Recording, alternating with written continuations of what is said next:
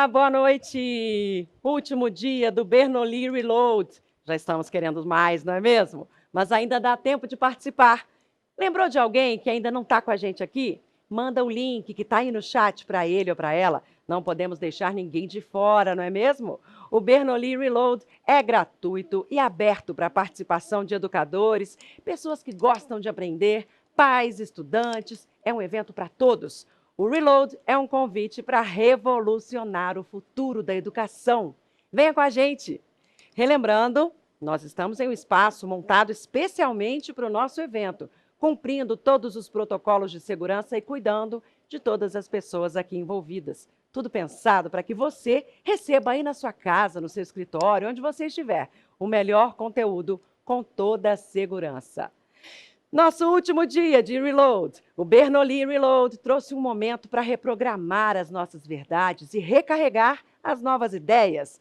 Estamos fazendo um upgrade com o que existe de mais disruptivo em educação e em gestão. Muita informação para vocês fazerem parte da transformação. O protagonismo está nas mãos de vocês, porque fazer parte da transformação muda tudo. Uma visão 360 graus das tendências que estão revolucionando o Brasil e o mundo. Foram 4 trilhas de conhecimento, com foco em inovação, gestão e, claro, educação.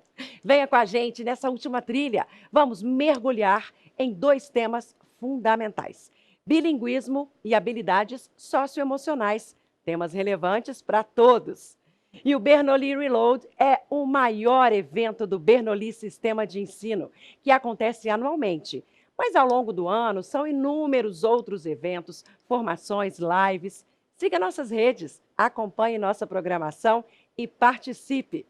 O Bernoulli Sistema de Ensino está presente em mais de 600 escolas parceiras em todo o Brasil, 2 escolas parceiras no Japão, e tem mais de 160 mil estudantes gostando de aprender com nossas soluções.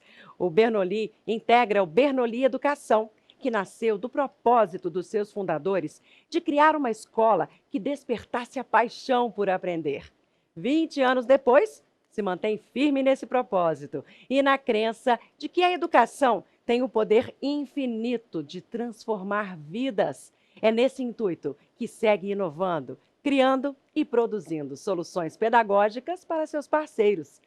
É assim que o estudante terá ainda mais vontade de experimentar e descobrir o mundo, aprendendo coisas novas todos os dias. Saiba mais sobre o Bernoulli acessando o site que está aqui na telinha e no chat para você. A Uli já está compartilhando aí com vocês também. Por aqui já passaram professor Mário Cortella, professor Talben Charrar, Salim Ismail, Jaqueline Weigel, professora Maria Helena Guimarães, as doutoras Ariana Cosme, Daniela Ferreira e Antonieta Megali. E você, conta pra gente aí no chat o que mais te marcou até agora. Hoje nós vamos para o protagonismo no século XXI. Quem está aqui comigo é o Marcos Ragazzi, diretor executivo das unidades escolares do Bernoulli Educação. Ragazzi, boa noite, bem-vindo. Boa noite, tudo bem, Letícia? Tudo ótimo. Bom, a escola de hoje é muito diferente da escola que eu frequentei, né? Hoje fala-se muito sobre favorecer o olhar do estudante, sobre o autoconhecimento, o aprendizado, ao se reconhecer como sujeito, aquele que considera as próprias potencialidades e a relevância dos modos de participação, de ter uma intervenção, uma interação, uma intervenção social, enfim, a experimentar de uma forma que seja mediada e intencional essas interações com o outro, com o mundo. E aí, na valorização dessa diversidade toda, vislumbrar oportunidades de crescimento para o presente, para o futuro, enfim. É o estudante no centro de todo o projeto. É isso mesmo? É isso mesmo. E o aluno ele tem que estar no centro do projeto de forma integral. A gente não pode pensar apenas no aluno como um ser cognitivo, um ser de pensamento e de razão. Nós somos seres emocionais mediados pela razão. E é muito importante também entendermos que existe um contexto, que é o contexto social, das interações humanas, que é imprescindível. E para o século XXI, isso vai ser o grande diferencial dessa geração que mais cedo vai entrar no mercado de trabalho, que vai ser completamente diferente. É um novo futuro e que nós estamos começando a produzi-lo Agora, Ai, como a educação mudou, né, gente? Mudou muito, desenvolvendo nos estudantes competências como determinação, perseverança, autoconfiança, que são tão essenciais para a realização dos projetos presentes, dos projetos futuros. É a formação dessa nova geração, né, que vem construir esse futuro de que nós tanto falamos aqui no Bernoulli Reload. sim, Letícia, isso é muito significativo. E se a gente parar para poder imaginar, o que nós vamos falar hoje sobre habilidades socioemocionais é o que vai fazer com que o aluno, inclusive, consiga dar significado e sentido à sua vida. A escola não é apenas um espaço para que ele aprenda conteúdos, mas que ele também possa dar significado a essa existência, a esse projeto de vida que ele começa a construir na escola e na família. Entendi. Mas Ragazzi, me conta uma coisa. Quando a gente fala em habilidades socioemocionais, a gente está falando de uma disciplina ou de algo que deve ser desenvolvido pela escola toda, por toda a comunidade escolar, enfim? Quando a gente fala sobre habilidades socioemocionais, a gente tem que pensar num projeto pedagógico de uma escola. Não adianta a gente fazer uma disciplina e falar, hoje vamos falar sobre resiliência. Anotem, resiliência é. Na verdade, os alunos têm que perceber isso em todas as práticas da escola. Não só nas práticas pedagógicas, não só nas aulas, mas em toda a estrutura, nos eventos, em como ele vai interagir, como ele vai perceber todas as relações entre as pessoas, entre os conteúdos, entre a forma de ser avaliado e de avaliar, a forma de receber feedbacks e também de se posicionar frente às adversidades, porque a escola é reflexo do que existe no mundo. Nossa, é verdade. Verdade, gente, ó, vou reforçar meu convite para compartilharem o link do nosso bate-papo de hoje. Vem informação importante aí, hein? Para quem é educador, para pais, para estudantes. Venham com a gente, porque hoje os nossos convidados vão fazer os nossos olhos brilharem ainda mais. É isso mesmo, Letícia. E se o olho brilha, Muda tudo. tudo. Sabe aquele exato segundo em que você olha para alguma coisa com outros olhos? Para uma pessoa, um lugar, um número? Galileu olhou para o céu. Fleming olhou para um fungo. Tarsila para o Brasil. Drummond para uma pedra. Tom e Vinícius olharam uma garota. Einstein olhou para o tempo e o mundo nunca mais foi o mesmo. Quando alguma coisa faz o olho da gente brilhar, a mente brilha. Bernoulli, 20 anos. Se o olho brilha, muda tudo. É isso aí, despertar em cada estudante a vontade, a alegria de aprender. É esse o propósito do Bernoulli Educação. Então, Ragazzi, agora a gente vai falar se as salas de aula são lugares de monstros na barriga, são? As salas de aula e a vida como um todo. E essa história é super interessante e nós vamos falar com uma pessoa super especial. Que legal, então vamos recebê-la. Tônia Casarini está com a gente. Seja bem-vinda ao Reload. Gente, a Tônia é que é a autora dos livros Tenho Monstros na Barriga e Tenho Mais Monstros na Barriga. Eu estou aqui preparada para alojar mais alguns monstros na minha barriga, eu e a Uli, porque a Uli está me esperando lá no chat e eu deixo o papo com vocês, tá bom? Obrigado, Letícia. Oi, Obrigada. Tônia. Olá, prazer estar aqui, obrigada pelo convite. É uma honra poder participar e compartilhar um pouquinho do meu conhecimento com vocês. É um prazer para nós do Bernoulli Sistema de Ensino, a sua presença, para poder a gente falar um pouco mais sobre coisas tão importantes no mundo da educação atual.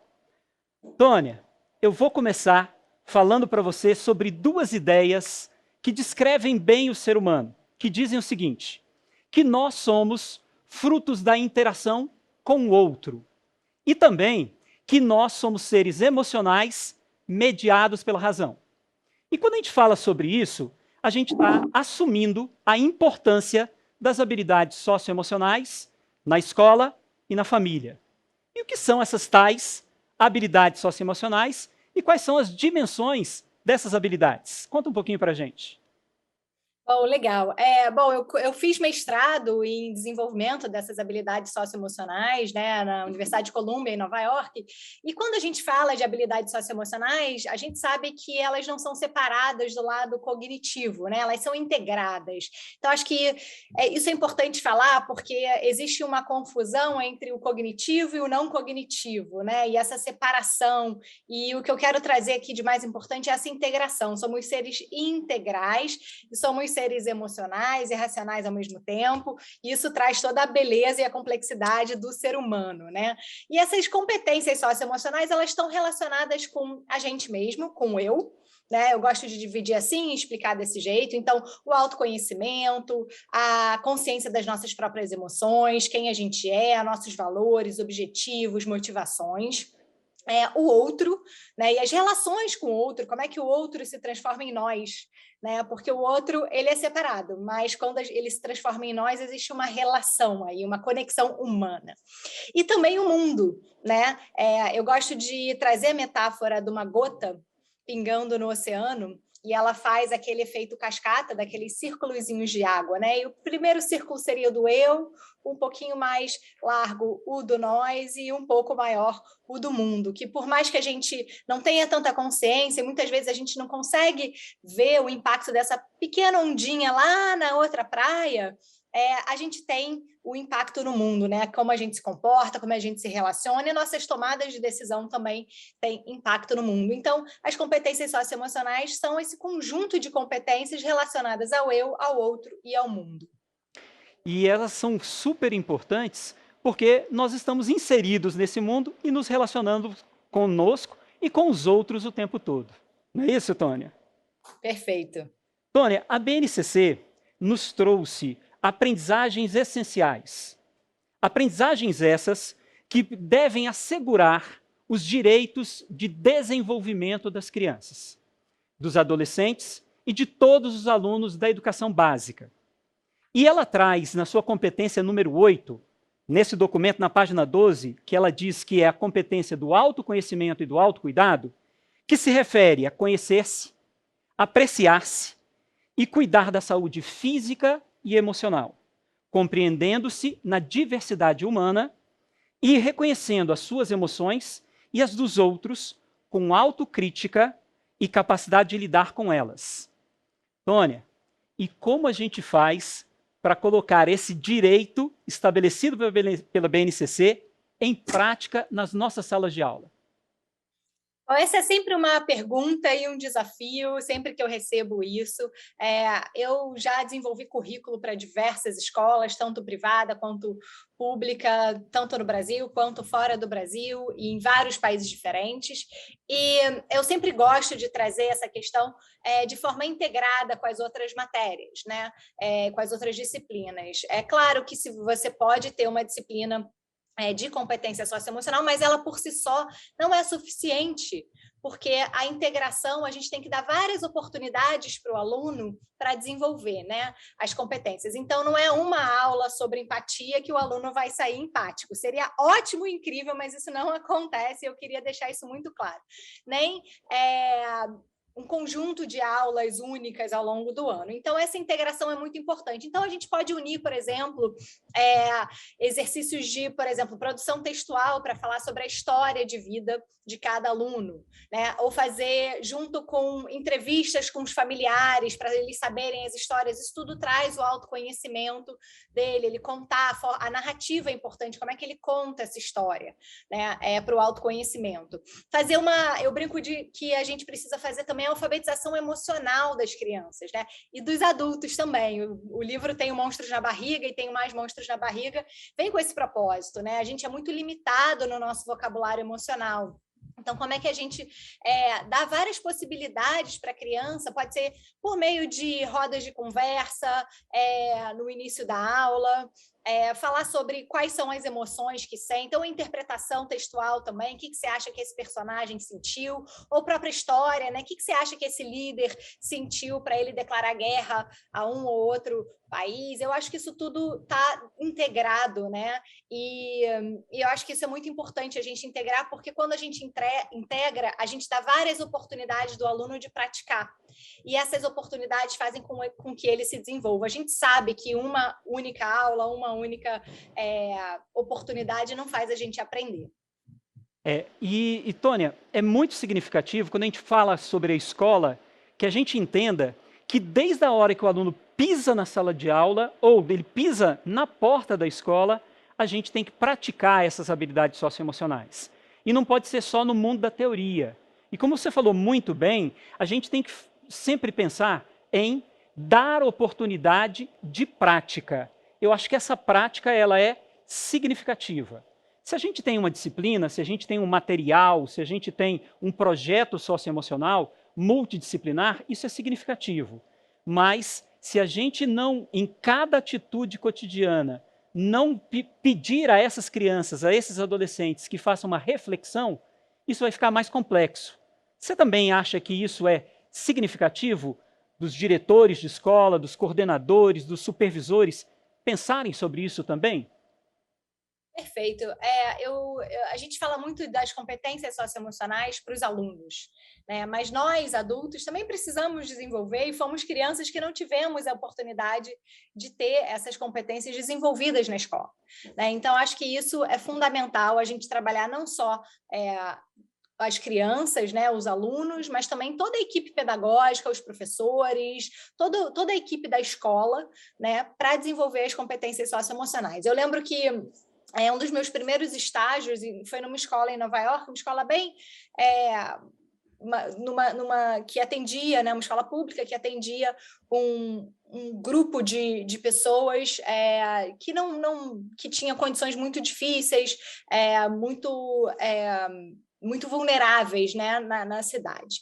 E eu lembro que é uma escola muito focada em desenvolvimento das competências socioemocionais, porém, o professor, em determinado momento, eu estava lá dando aula, e um dos professores gritou e jogou a mochila no chão foi assim, uma cena horrível. E aí quem está em escola sabe, vai todo mundo para o corredor olhar para ver o que aconteceu, né? E aí, assim, não adianta a gente ter todo um currículo e exigir comportamentos das crianças para desenvolver as competências socioemocionais se nós mesmos não somos exemplos, né? Então, acho que esse é um ponto relevante da gente falar. Importante a gente também desenvolver as competências socioemocionais de todos os adultos envolvidos naquela escola. E isso, obviamente, traz uma questão importante, que é a cultura da escola. Qual é a cultura escolar? Qual é a cultura daquela escola, daquele grupo de pessoas? E, recentemente, tem se falado muito numa temática chamada segurança psicológica, que está mais sendo falada, né, para pessoas de RH, de empresas e tudo isso. Porém, eu acho que ele é super aplicável ao contexto escolar. E a gente já sabe, né, quem trabalha com educação sabe o quanto é importante ter um espaço seguro, né, dentro de sala de aula, para que as crianças possam florescer, possam fazer perguntas, não tenham medo, para que a gente possa criar um lugar seguro, né, emocionalmente seguro, né, não é só fisicamente seguro, mas emocionalmente seguro, para que as crianças possam aprender. E aí, quando eu falo de cultura, a gente está falando desse lugar, né, desse lugar psicologicamente seguro. E essa pesquisa foi feita pela Amy Edmondson, ela é uma pesquisadora de Harvard e ela foi fazer uma pesquisa no Google e percebeu, né, que um dos fatores que faz com que as equipes de alta performance no Google se diferenciassem das outras era exatamente essa palavrinha, né, essa segurança psicológica. E é justamente isso, uma coisa que, para quem trabalha com educação, sabe e percebe isso, a importância disso na sala de aula, mas é um lugar em que as crianças, em que as pessoas, né, não só as crianças, os alunos, mas que as pessoas possam fazer perguntas sem medo de parecer bobo ou estúpido, né, em que as pessoas te escutam, em que a sua participação é relevante, que as pessoas querem saber a sua opinião, né? Em que não tem bullying, em que não tem preconceito, em que a diversidade ela é convidada, né? Então, a gente sabe que isso é muito importante, e isso traz um senso de pertencimento também. É importante, muitas pesquisas agora falam sobre a importância do senso de pertencimento dos alunos para que eles possam ter performance não só acadêmica, mas pode se sentir, isso influencia a sua autoestima, né? E a capacidade dele até de progredir na vida. Então, quando a gente fala não só do desenvolvimento dos adultos, a gente também fala da questão da cultura escolar. E como é que isso tudo se combina com um currículo, né? Um currículo que a BNCC traz. Então, o currículo por si só, ele é incrível, mas ele não se delimita aí, né? A gente tem outras coisas para a gente trabalhar. A Tônia falou sobre uma coisa que é muito significativa. A sala de aula tem que ser um espaço de acolhimento das subjetividades, das diversidades, das dificuldades e um espaço para que todos possam crescer. Isso é muito significativo. Tônia, qual a importância dessa competência 8 e também do projeto de vida para a escolha da carreira dos nossos alunos? Bom, a gente parte do desenvolvimento das competências socioemocionais é a gente saber fazer escolhas responsáveis, né? Não só para a gente, mas também para o outro e para o mundo.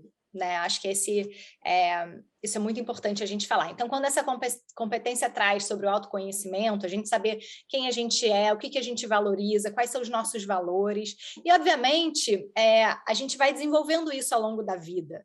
Né? O autoconhecimento, você não tem 1 ano de autoconhecimento e pronto, acabou. A vida vai te apresentando experiências novas, né? A pandemia é uma delas. Ninguém nunca imaginou, né, que fosse passar por uma pandemia, mas você tem reações que você não conhecia, porque a vida te apresenta experiências novas.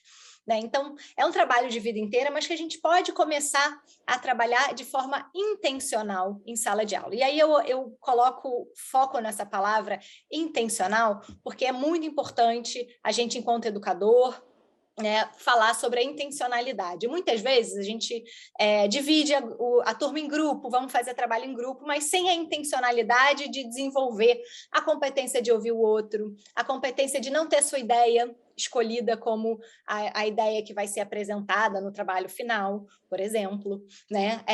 Sem a intencionalidade de saber gerir conflitos, por exemplo. Então, essa palavrinha, essa intencionalidade, ela é muito importante, muito importante. E eu queria trazer isso para os educadores que estão aqui assistindo a gente, porque eu acho que as competências socioemocionais, elas já existem na prática pedagógica da maioria dos nossos educadores. A gente só precisa fazer isso de forma mais intencional. Né? Então, quando a gente fala de autocuidado, por exemplo, acho que essa é uma palavra que cada vez mais é importante, principalmente nesse contexto de pandemia, em que a gente precisou traçar limites, saber como é que a gente cuida da gente. E aí eu estou falando desde o básico, né? Alimentação, saudável, claro que somos humanos, nem sempre dá para comer saudável todo dia. Aqui não é perfeição, a gente quer sempre melhorar, mas ninguém é perfeito, a gente sabe disso, é importante reconhecer isso. Mas a hidratação, saber dormir, né, em quantidade e qualidade, mas também descansar, né? Fazer atividade física, mexer o corpo. Somos seres humanos e o ser humano precisa mexer o corpo. Então, por exemplo, quando a gente fala disso, claro que a gente pode usar a educação física para a questão, né, da atividade, do desenvolvimento das competências socioemocionais. E as pesquisas já mostram que escolas que têm educação física, as crianças né, se movimentam mais, elas também aprendem mais. Né? Então, é muito importante a gente integrar isso tudo, como eu falei no começo, e saber que isso é um processo de desenvolvimento para a vida inteira. E o projeto de vida, né, ele é super relevante porque ele é uma oportunidade, né, para as crianças, para os alunos poderem olhar para dentro, entender quais são as minhas opções, mas também não se deixar limitar por essas opções, né, saber sonhar. Né? Eu acho que isso é uma coisa que a gente precisa também incentivar, os sonhos, sabendo da realidade, né? A cabeça nas nuvens, sim, para sonhar, mas também com o pé no chão e conseguir entender quais são as possibilidades, e talvez tenham tempos diferentes, mas é uma oportunidade dos alunos olharem para dentro, desenvolver o autoconhecimento, saber o que é necessário, olhar para a sua rede de suporte, lembra do outro que eu falei? Como é que os outros podem se transformar em nós e me ajudar a atingir os meus objetivos na minha vida, né? E saber as consequências de você tomar aquelas decisões. Então, é muito importante isso. E, assim, o que eu estou falando aqui serve para os alunos, mas também servem para nós adultos, né? Nós, educadores. Então, acho isso muito importante e a gente conseguir integrar o projeto de vida com o desenvolvimento das socioemocionais é uma oportunidade incrível para a educação brasileira. E a Tônia traz para a gente uma palavra muito significativa, que é a intencionalidade. Quando a gente pensa sobre alguns professores que passaram sobre a nossa vida escolar, na nossa vida escolar, esses professores foram significativos para nós. Mas será que eles tinham a intencionalidade de desenvolver essas habilidades socioemocionais? Algumas vezes sim. Algumas vezes eles nem tinham essa consciência que estavam fazendo isso. Hoje é fundamental que a gente se programe, que a gente se organize e que essa intencionalidade não fique em uma única sala de aula com um único professor, mas que esse projeto seja coletivo. E como a Tônia falou, os valores da escola precisam contemplar essas habilidades socioemocionais e essa diversidade. Tônia, vamos falar sobre o futuro. E a educação sempre tem um viés de olhar para o futuro. O Fórum Econômico Mundial, na sua publicação do dia 20 de outubro de 2020, é uma publicação sensacional, um relatório sobre o futuro dos empregos, né, o futuro do trabalho, né, The Future of Jobs Report, projeta para 2025 uma equivalência entre o trabalho desenvolvido por humanos e o trabalho desenvolvido por não humanos. Ou seja, pela inteligência artificial, pela internet das coisas, internet de tudo, pelas máquinas, pelos algoritmos. E se a educação tem como função preparar as gerações, as novas gerações, para os desafios do futuro, como é que nós, em nossas salas de aula, em nossas ações e interações cotidianas pedagógicas, podemos fazer para poder capacitar esses alunos, qualificar esses alunos para poder enfrentar esse cenário de futuro, que está bem próximo aí? Eu brinco que esse é um relatório que fala de 2025, que para mim parece depois de amanhã, né? Então, esse futuro está cada vez mais perto, cada vez essas predições de futuro estão mais próximas, né? Porque 2025 é logo ali. Bom, acho que esse é um desafio para o mundo inteiro, né, todos os ministros de educação. Eu faço parte de um grupo bem seleto de pessoas que discute exatamente isso todo ano, e esse é uma dificuldade de muita gente. Quando a gente vai para a sala de aula, isso com certeza acaba sendo mais difícil, porque a gente tem um currículo enorme, a gente tem várias coisas que a gente precisa ensinar.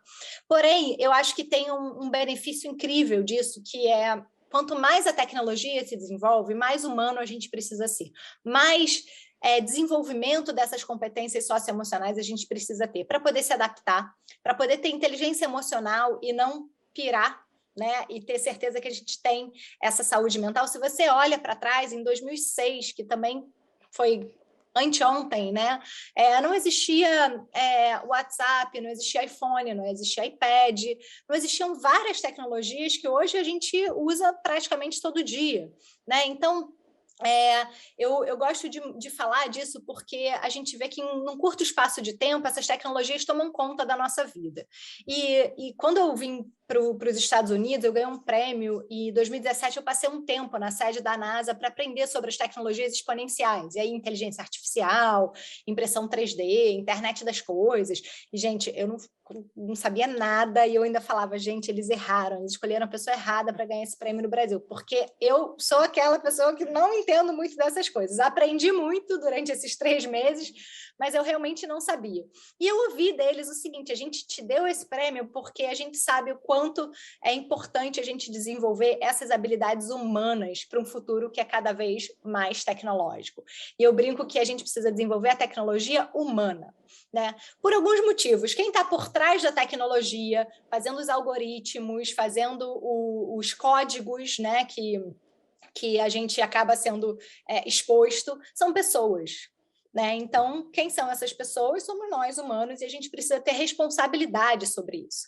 Até se fala muito sobre os vieses da tecnologia, né? Eu não sei, acho importante, isso é super importante da gente trazer para a sala de aula, discutir esse tipo de coisa, né? Por exemplo, tem um documentário no Netflix falando sobre uma pesquisadora do MIT, que é uma das melhores faculdades dos Estados Unidos, que queria desenvolver uma tecnologia de reconhecimento facial, né? E ela é negra, pele preta, escura, e o algoritmo, ela pegou algoritmos do Google, da Microsoft, e o algoritmo não reconhecia o rosto dela. E ela pegava pessoas brancas e o algoritmo não reconhecia. O que é isso? É um viés. É um preconceito que já está por trás, porque quem está por trás desenvolvendo esses códigos são pessoas brancas que não pensam em ter diversidade dentro desses códigos. Então, dá erro no algoritmo, ele não reconhece o rosto da pessoa. E isso, obviamente, traz um monte de discussão ética e prática para o nosso mundo, né? Então, acho que assim, trazer essas questões reais que estão acontecendo no mundo são super importantes. E aí o professor pode se sentir assim, caramba, mas agora eu tenho que aprender sobre isso tudo. Você pode aprender e trazer você, sim, essas discussões, mas a outra forma de fazer é empoderar os seus alunos para que eles tragam as questões das éticas, da ética na tecnologia, e o que está acontecendo, e quais são os impactos disso, e desenvolver discussões, desenvolver debates em que tenham dois lados diferentes, e depois troca, desenvolver produção textual, artigos, ou jornal da escola, enfim, tem várias possibilidades de você trabalhar isso. Se você acha que você não tem esse repertório enquanto educador, professor, ou você pode buscar, que é ótimo, e a gente aprende. Eu, vou ser sincera, aprendi muito, não sabia nada disso, mas a gente pode escolher de outra forma, né? Pode pedir para os alunos trazerem, empoderarem eles para trazerem essas discussões. Mas uma das coisas mais importantes que a gente vê é isso, a importância de desenvolver a tecnologia humana, né, essas habilidades humanas, porque quanto mais a tecnologia se desenvolve, mais humano a gente precisa ser. E a gente sabe o quanto o ser humano, e a pandemia deixou isso muito claro, precisa dessa conexão entre um e outro, dessa relação, essa conexão humana. Então, a tecnologia por si só, a gente tem que usar ela para o nosso bem, não ela usando a gente, né, para tomar as decisões pela gente.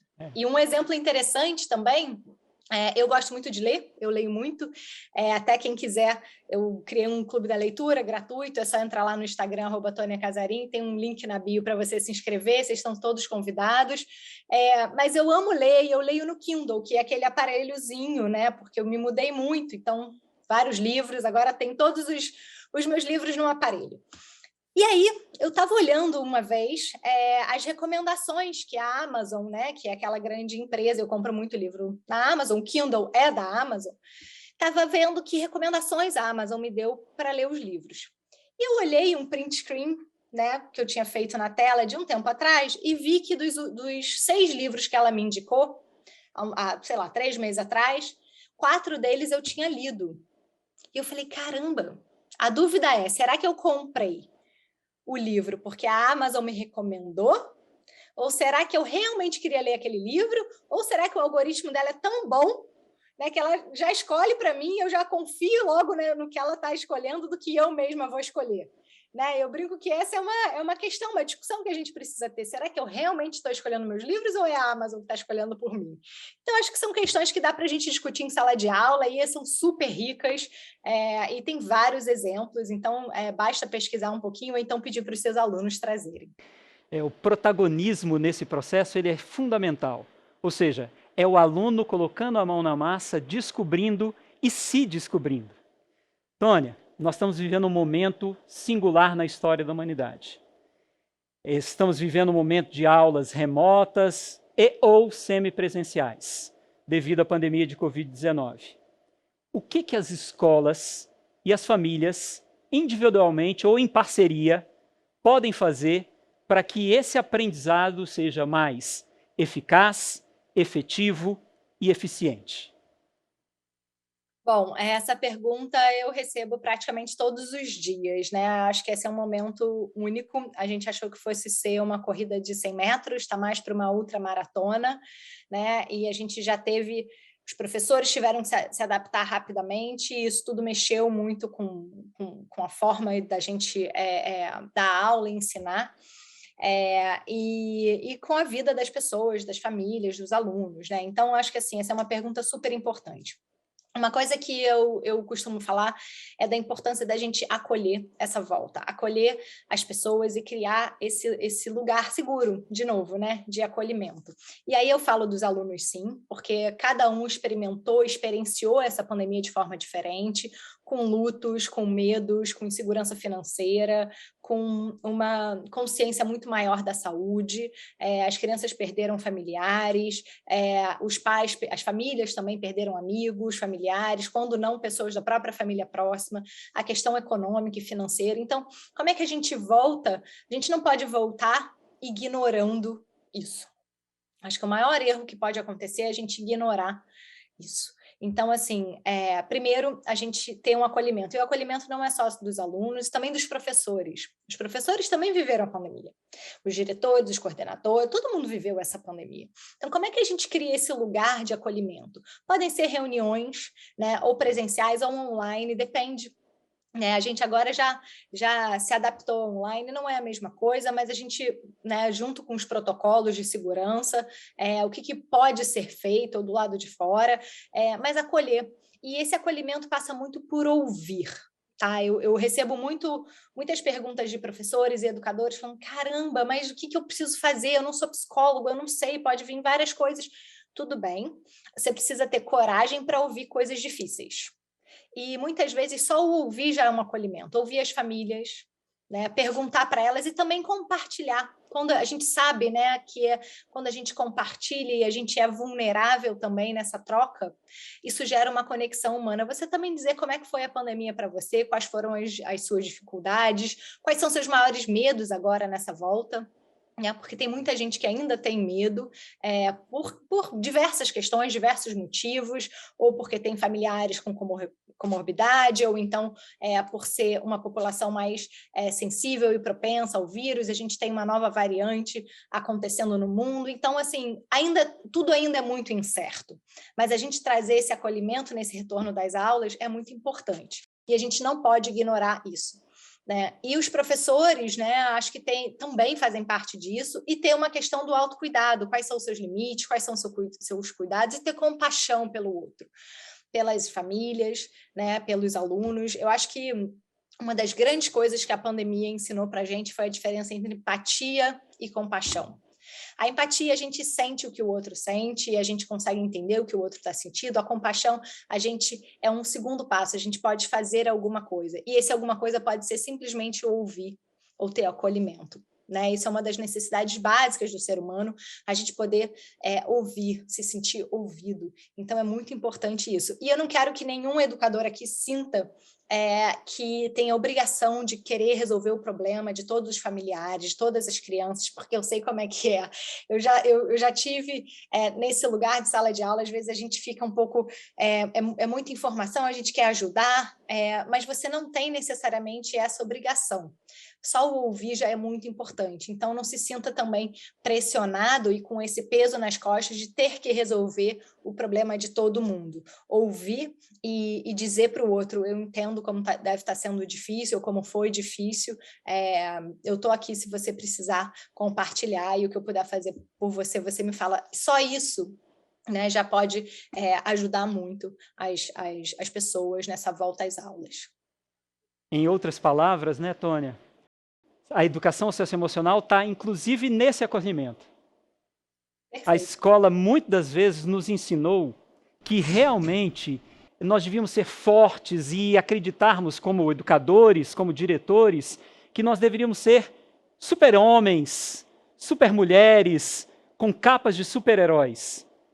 E hoje a gente sabe que a vulnerabilidade é uma forma, inclusive, de conexão com o outro. O Bernoulli Sistema de Ensino fica muito feliz de ter você conosco. Queríamos agradecer você imensamente. Foi maravilhoso te ouvir. Muito obrigado do fundo do coração. Obrigada, é um prazer estar aqui. Eu sei que a gente tem um tempo curto, mas quem puder, quem quiser continuar o papo, eu sou super disponível nas redes sociais, no Instagram, é só colocar @Tônia Casarim e eu respondo todo mundo. Muito obrigada pelo convite. Obrigado, Tônia. E aí, Letícia, como é que estão os monstros nas barrigas? Todos aqui. Você sabe, né, Ragazzi? Eu tenho 2 filhas e foi muito bom ouvir tudo que vocês falaram, pensar aí na promoção do autoconhecimento, educação emocional com foco na resolução de problemas, enfim, é algo que eu já busco fazer com as minhas meninas, mas é muito bom reforçar a tolerância, empatia, coragem, persistência, entre outras capacidades, né? Eu busco incentivá-las a se conhecerem e encontrarem ferramentas. Mas te digo que não sei se tem espaço para mais monstros aqui na minha barriga. Sempre a gente tem que entender que esses monstros, eles sempre virão. A gente tem que aprender apenas a lidar com eles. E se a educação tem uma finalidade maior, é perpetuar a espécie humana na Terra. E ao desenvolver as habilidades socioemocionais, nós teremos muito mais espaço para o diálogo, para a convergência e para a resolução dos grandes problemas do mundo, que não são só nossos.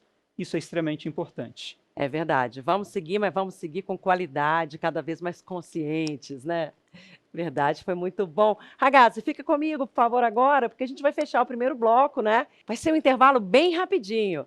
E sabe quem vem no segundo bloco? Antonieta Megali, que é doutora e mestre em Linguística Aplicada, e Andresa Félix, diretora de Inovação Pedagógica e Bilinguismo do Bernoulli Educação. Elas vão falar sobre estratégias para implementar o ensino bilíngue. Ragazzi, sabe aquela dúvida que sempre aparece? Pode sotaque, não pode sotaque? Esse é um dos pontos do papo, por Um exemplo. papo imperdível. São 2 pessoas super competentes e o assunto é super moderno e atual. É verdade, necessário, gente. E você, já compartilhou sua foto? Tira sua selfie, faça seu print, marque a gente no @Bernoulli Sistema de Ensino. Então, Olha aqui vamos quem já lá. está fazendo. Vamos lá. A nossa está pronta, a gente vai postar.